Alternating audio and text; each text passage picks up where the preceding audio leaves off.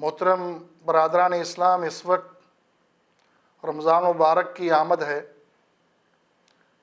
اور رمضان مبارک کے حوالے سے اللہ تبارک و تعالیٰ نے سورۃ بقرہ میں یہ جو ارشاد فرمایا کہ اے لوگو جو ایمان والے ہو، تم پر روزے فرض کر دیے گئے ہیں، اور یہ تم پہلی امت نہیں ہو کہ تم پر روزے فرض کیے گئے ہیں، تم سے پہلے بھی جو امتیں تھیں ان پر بھی روزے فرض تھے۔ ان روزوں کا مقصد اصل یہ ہے لعلکم تتقون، تاکہ تمہارے اندر تقوی کی کیفیت پیدا ہو۔ اصل رمضان مبارک اور روزے کی کیفیت یہ انسان کے اندر پیدا کرنا چاہتی ہے کہ انسان اس رب العالمین کی نعمتوں کا شکر ادا کرے، اور رب العالمین کی دی ہوئے زندگی، اس کی صحت، اس کی نعمتوں کا اس کو احساس ہو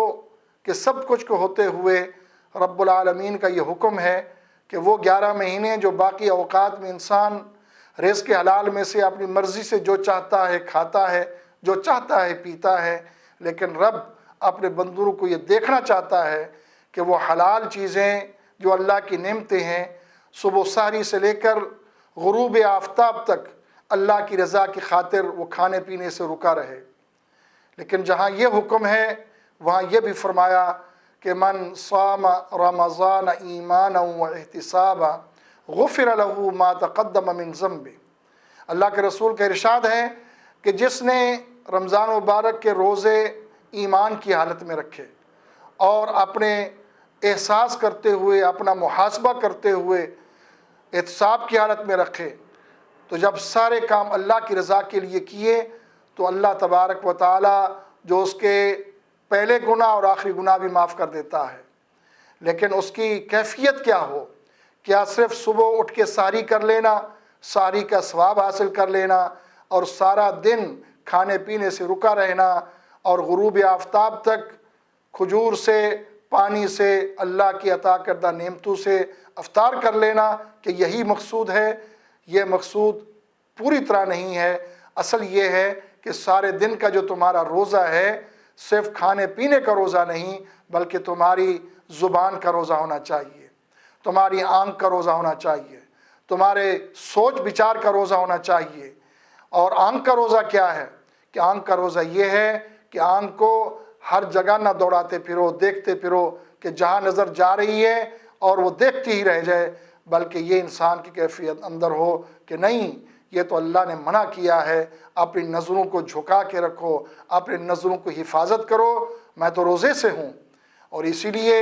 جب کوئی زبان سے بھی بات کرو تو زبان سے جھوٹ بھی نہ بولو، زبان سے غیبت بھی نہ کرو، کسی کی بدخوئی نہ کرو، کسی پر بہتان نہ کرو، گالم گلوچ نہ کرو۔ یہ زبان کا روزہ ہے۔ اور اسی طرح جب آپ آنکھوں کا روزہ، زبان کا روزہ، اور اسی جگہ پر کانوں کا بھی روزہ ہے کہ اس کان سے کوئی ایسی چیز نہ سنی جائے جس سے انسان اپنے اعمال ضائع کر بیٹھے۔ اس لیے زبان سے ذکر اللہ کا، اور بہترین جو اللہ کا ذکر ہے وہ قرآن مجید کی تلاوت ہے۔ اس سے بڑا ذکر اور کچھ نہیں ہے۔ اور یہ رمضان مبارک کا مہینہ یہ قرآن مجید کے نزول کا مہینہ ہے۔ اس لیے میں اپنے بھائیوں سے، اپنے بزرگوں سے، اپنی ماؤں اور بیٹیوں اور بیٹوں سے یہ گزارش کرتا ہوں کہ ابھی سے نبی صلی اللہ علیہ وسلم کا ارشاد ہے کہ رجب میں اس زمین کو تیار کیا جائے، اس کے اندر بیج بویا جائے، اور پھر شعبان میں اس کو پانی دیا جائے، رمضان مبارک میں اس کا پھل حاصل کیا جائے۔ یہ ابھی سے ہم تیاری کر لیں، اپنے نظام الاوقات کو ترتیب دے لیں کہ ہم نے کون سا کام کس وقت کرنا ہے۔ یہ بھی فرمایا گیا اگر کوئی شخص رمضان مبارک کا روزہ چھوڑ دیتا ہے اپنی مرضی سے، کوئی اس کی ضرورت، کوئی عذر نہیں ہے، کوئی حاجت نہیں ہے، کوئی وجہ نہیں ہے، کوئی مجبوری نہیں ہے، تو بھلے وہ پوری زندگی روزہ رکھتا رہے، رمضان مبارک کے روزوں کی وہ سعادتیں، وہ برکتیں نہیں سمیٹ سکتا۔ تو میں گھر والوں سے یہ درخواست کروں گا کہ رمضان مبارک کے لمحات اس انداز سے ترتیب دے لیں کہ جہاں وہ افطاری میں وہ اہل خانہ، وہ خاتون جو اس دن کو روزہ بھی رکھتی ہے، صبح سحری بھی کراتی ہے، اور پھر ظہر سے لے کر وہ پھر افطاری کے لیے اس کچن میں چلی جاتی ہے، تو میں اس بہن سے، اس ماں سے، اس گھر کے سربراہ سے یہ درخواست کرتا ہوں، انہی اوقات میں سے کوئی آدھا گھنٹہ پورا اہل خانہ اپنے لیے کو متعین کر لے کہ ہم نے تلاوت قرآن مجید جو کچھ کیا اس کو ترجمے کے ساتھ پڑھنا ہے۔ آپ کوئی تفسیر لے لیں اور بہترین تفہیم القرآن ہے، آپ اس کو پڑھ لیں، یا جو آپ کے پاس میسر ہو اس کو پڑھ کے اس کو سمجھنے کی کوشش کریں، اور اپنے بچوں کو قرآن مجید ترجمے کے ساتھ پڑھائیں بھی صحیح، ان کو سمجھائیں بھی صحیح، اور پھر یہ رمضان مبارک اس انداز سے گزرے کہ جو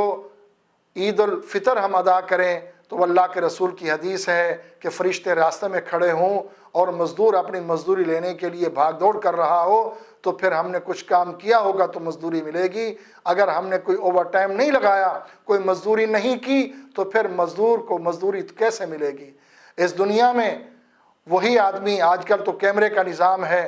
جہاں بھی جائیں انسان دیکھنے والا دیکھ لیتا ہے، جو بھی دفتر میں بیٹھا ہو کیمرے جو دفتر میں ہوتے ہیں وہ دیکھ رہا ہوتا ہے کون بندہ کیا کام کر رہا ہے۔ اللہ کا جو کیمرہ ہے وہ لگا ہوا ہے، ہم جو کچھ بھی کر رہے ہیں جس نیت کے ساتھ کر رہے ہیں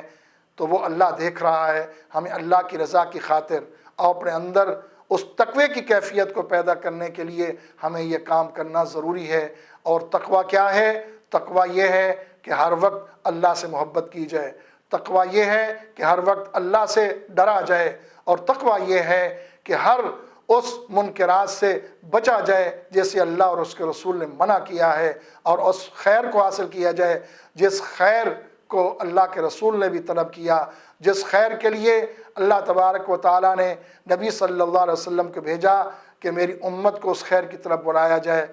میں آخر میں اللہ تعالیٰ سے دعا کرتا ہوں کہ اللہ تبارک و تعالیٰ ہمیں اس آنے والے مہمان کی صحیح طرح میزبانی کرنے کی توفیق عطا فرمائے، روزے کا احترام اور قرآن مجید کو سمجھنے کی توفیق عطا فرمائے۔ وآخر دعوانا ان الحمد للہ رب العالمین۔